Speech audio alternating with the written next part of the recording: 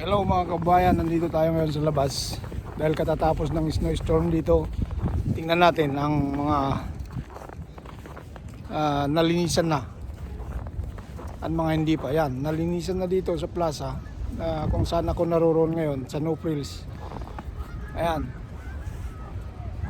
nasa gilid na mga snow pero meron pang konti dito sa baba. Kailangan pang padaanan nila ito ng mga truck. Yan. So, sa likod ko ngayon ay yan, sa likod ko No Frills. Dahil ito, yung Albion Mall dito sa Albion in Pines dito sa Toronto.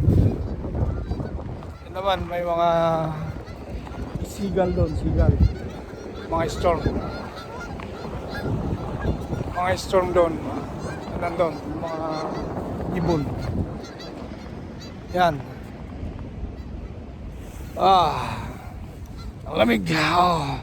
Tingnan nyo. Namumula na tayo sa lamig.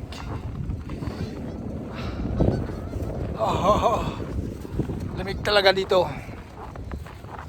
Minus 15 ang temperature, wind chill nya. Ayan.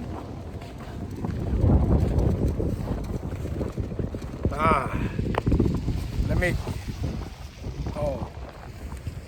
Ayan mga kabayan, pakita sa inyo ang mga nasa paligid na puro snow, puro puti ang makikita.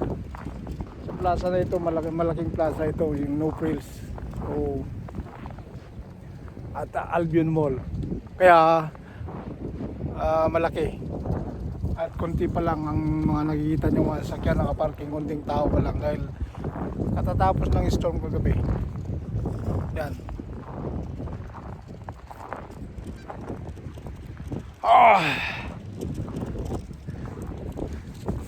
Lamig talaga.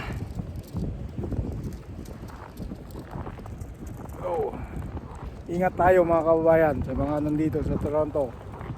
Ingat po tayo. Huwag tayong lalabas kung wala tayong gagawin dahil napakadulas at napakalamig pa lang ang temperature. Although maaraw pero ang lamig.